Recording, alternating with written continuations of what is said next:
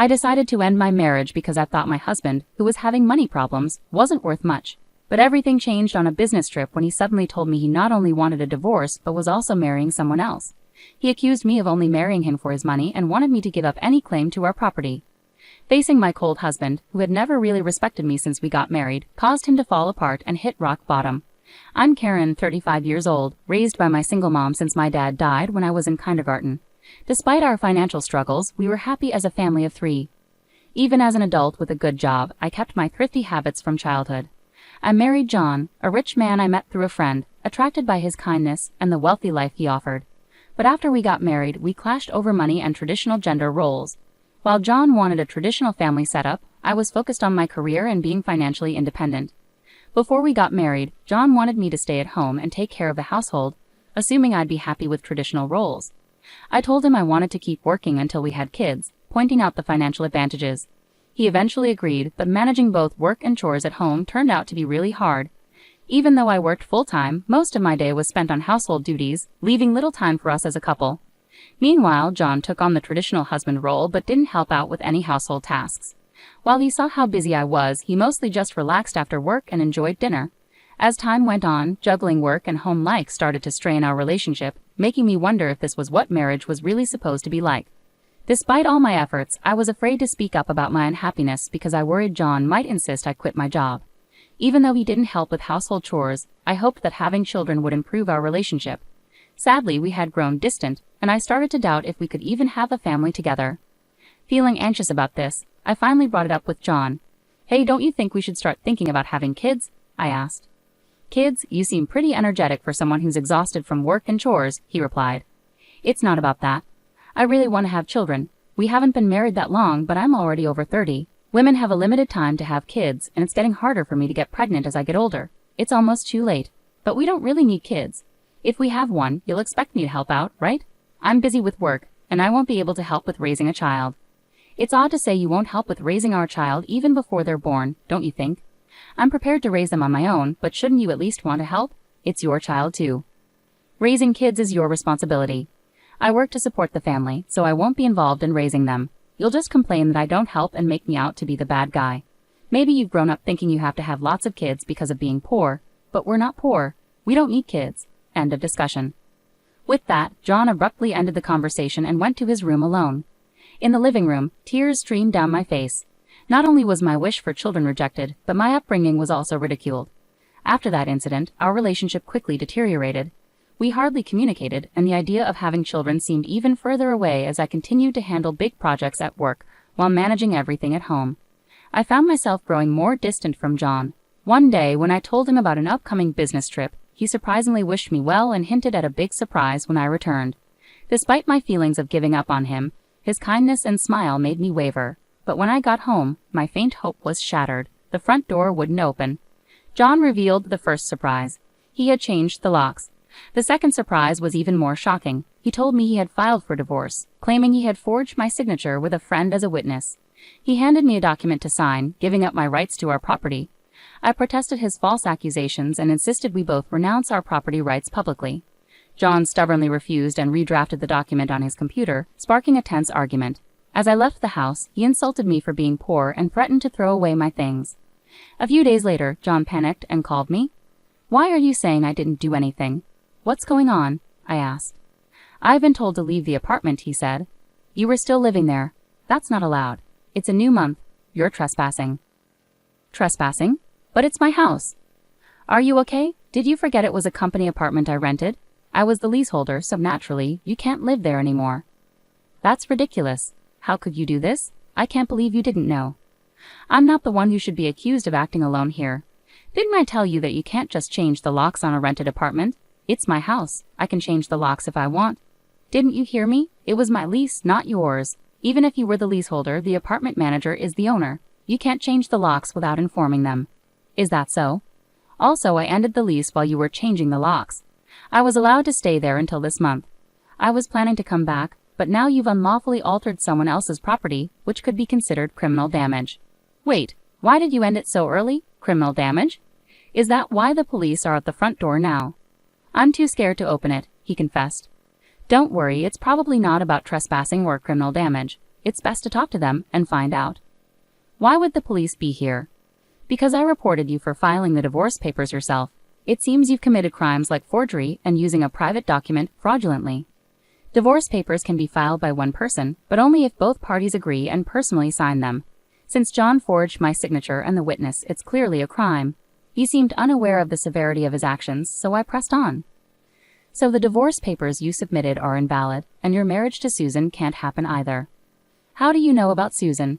Did you think I wouldn't find out? I hired a private detective agency to thoroughly investigate your affair with Susan. It was challenging to manage during a busy time at work. You even had a lavish wedding ceremony while I was supposedly on a business trip. Wait, your business trip was a lie? Yes, I took time off work, despite being busy, to gather evidence and prepare documents. I knew about you bringing Susan home. It would have been impossible to do all this while working. After I revealed everything, John was speechless and sounded upset, even over the phone. Then he pleaded with me, "Please don't tell Susan." I'm divorced? Why would I? There's no truth to that. Really? Thank you. Are you misunderstanding something? When did you think we got divorced? That fake divorce paper is invalid. Legally, you're still my husband, not divorced. What? So, because you committed adultery, legally Susan owes compensation as my husband. I sent the demand for repayment to her house yesterday by express delivery. She didn't know you were married, right? I can't withdraw the claim now. I know Susan believed you were single, but I still sent the demand deliberately. Susan hasn't contacted me yet, so maybe she hasn't received the letter. It should arrive soon. Should you be on the phone with me when you also have to deal with the police? You're busy. I'll ignore the police. I won't be arrested. I'm going to Susan's house now to get the letter back before she or her family can accept it. Then he hung up. He probably went straight to Susan's house to wait for the postman at the front door. I knew it would be pointless because the letter was sent as registered mail to Susan only. Even if he waited for the postman, he wouldn't be able to receive it. A few hours later, John called me, sounding dejected. He recounted an incident with the postman. I'm here to pick up that envelope. Who are you? You don't live here, do you? I practically live here since I'm married. I have the right to get the mail. I understand, but I can't give you this envelope. It's registered mail meant only for Susan. What? Just give it to me. No, I can't do that. If you really want it, you should ask Susan for permission. What's happening here? Oh, John, what's all this commotion? What's going on? Ah, Susan. This is registered mail for you. This man insisted on taking it. Sorry for the disturbance. I'll be on my way now. What's this? A demand for compensation? John, you were married. What's happening? Sorry, it's just, she's an ex-wife from a long time ago. I was embarrassed to say I'm divorced. I'm sorry for keeping it a secret, but isn't this strange? We haven't been dating long, and a demand for compensation. If I was divorced before we started dating, there shouldn't be any issue, right? Well, my ex-wife is upset. Maybe she's demanding compensation out of spite because I got married. That was his excuse, but it was quickly debunked. The envelope included a letter I wrote along with my contact information, so Susan called me directly. During that call, I explained the affair, the invalid divorce, and how they had a wedding ceremony while he was still legally married to me. Despite the ceremony, they hadn't officially registered their marriage yet. John had planned to do it on April Fool's Day, but it was still pending. He likely delayed registering the marriage because he wasn't sure if the divorce was finalized. After being caught at Susan's house, John shamelessly reached out to me again. I still had some things to discuss with him, so we agreed to meet at a nearby cafe. As soon as I arrived, John started pleading, "Karen, please withdraw the compensation claim. Let's act like we've been separated for a long time and are officially divorced. Then I can apologize to Susan for hiding our divorce and maybe smooth things over. Do you think I'm desperate to stay married to you? I was already planning to file for divorce, but because you cheated, you'll pay compensation. Trying to squeeze money out of me, huh? Typical. Depending on my answer, everything could change. There's still an option where we don't get divorced. If I say no, you can't just reject it. That means you can't marry Susan, and your marital status will be exposed. Fine, I'll pay the compensation. Just divorce me now. Sign here. Then what about property division? How much more do you want? The compensation should cover it. Remember, we agreed to waive property division, right? Let's make it official. All right, you're not as bad as I thought. Thank you. We then went to a public notary, drafted a document for compensation and property agreement, and then to City Hall to submit the divorce papers, finalizing our divorce. Relieved, I exchanged final words with John. I'm glad we don't have to split our property. What do you mean? I'm the one benefiting from that. By the way, do you even have assets left after paying me compensation? Susan will also demand damages. She mentioned billing you for the wedding expenses. That's not possible. I'm marrying Susan. She won't make such claims. We're divorced now, so there shouldn't be any issues. You're still living in a fantasy. You committed marriage fraud. You had a wedding while still legally married. Do you really think Susan will still trust you? Marriage fraud is serious. Susan will believe me. You can count on that. I heard it directly from Susan. And weren't the guests at your wedding paid actors? You still owe them. You know about that. I haven't settled with them yet. Why do you care? You could have just agreed to property division and come out ahead. That's what I wanted to tell you. Even if we had divided the property, you would have ended up better off. What are you talking about? Calling me poor? Your family might be modest, and you only make $115,000 a year, right? Even with a raise, it wouldn't be more than $20,000. You don't own any property. You keep accusing me of being poor, but it seems you've misunderstood. Yes, my salary is $115,000, but I work for a foreign company. Did you know I'm the director of the American branch now? It's not $115,000 per year. It's $155,000 per month. That makes an annual income of $1.8 million. You're still not getting the numbers right. How do you manage to keep your job? It's $1.8 million per year. $1.8 million? That can't be true. Of course, I haven't had the chance to spend such an amount, so I've been saving it for the future. The savings from before our marriage aren't part of the property division, but there's still a substantial amount accumulated during our marriage. You were my spouse, after all. I'll have the divorce papers corrected. Are you all right? After all the disrespect, you expect me to happily undo the divorce? If you have that much money, why bother contesting the compensation, right? It's just a small amount to you. Whoever laughs at a penny will cry for a penny. This compensation is for the emotional pain you caused me. Honestly, I could ask for more. Now that it's settled, make sure you pay it, even in installments. I'll be frugal. Also, don't go back to that apartment. Your things should already be moved to your parents' house. You may have thought I didn't have much, but I had already moved most of my belongings. Were you that indifferent to me? I have so little I have to go back to my parents' place. They don't know everything yet, do they? Let me explain. Don't say anything. I've already told them everything. They deserve to know why we're divorcing. Oh, and your father said, never set foot in our home again. He collapsed and I left the cafe. Later I heard he caused trouble at the police station. Despite my advice, he returned to the apartment. He sat there aimlessly in the empty apartment until the manager called the police, and he was taken away. It's unclear whether he was arrested for obstructing public duties, trespassing, or due to the forged divorce papers. Eventually, his parents took responsibility for him.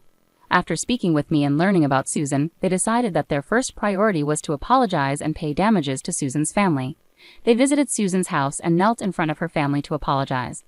They settled everything without pursuing charges for marriage fraud, even covering the costs of the wedding. I had expected them to pursue legal action, so it was disappointing that they didn't. So I decided to pursue legal action against him for forging the divorce papers. John offered a settlement, but I refused to withdraw the lawsuit. I didn't want him to think that his actions could be resolved simply with money. I wanted him to face the consequences and understand the seriousness of what he had done, even if it required time and effort on my part.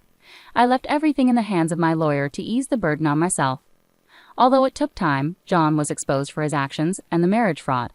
He couldn't continue working at his company after being detained by the police and subsequently going absent without leave, leading to his eventual termination. He ended up living with his parents, working long hours at a relative's construction company. His father took control of his earnings, leaving him with very little income. I had expected his parents to support him, but they were stricter than I imagined. They paid the compensation I was owed and settled with Susan's family, planning to make John work tirelessly until he repaid everything. He lived in a makeshift accommodation without electricity, receiving only $5 per day for food, which was deducted from his earnings. Their intention was to pressure him until he paid off his debts, and then they planned to push him out, a harsh consequence after years of relative comfort. After the divorce was finalized, I was offered a position at our head office abroad, so I moved overseas. I had concerns that John might try to reach out for help or harbor resentment, but moving abroad eased those worries. Initially, I thought work would be my focus for a while, but soon I found a new relationship. I'm now dating a foreign executive from our head office, and I'm pregnant with plans to marry soon. I've been open with him about my past and my ex-husband, and he's been understanding and supportive. I'll be taking maternity leave soon and intend to return to work, with his full support. He's eager to take paternity leave and co-parent, which reflects a different cultural perspective. After enduring torment from my ex-husband, I finally feel like I'm achieving genuine happiness and confidence in building the family I've always dreamed of. Many people suffer due to selfish spouses, and while divorce isn't always the ideal solution, enduring in silence isn't virtuous either. It's crucial to understand that honest discussions can lead to resolutions, and sometimes divorce becomes the necessary path forward.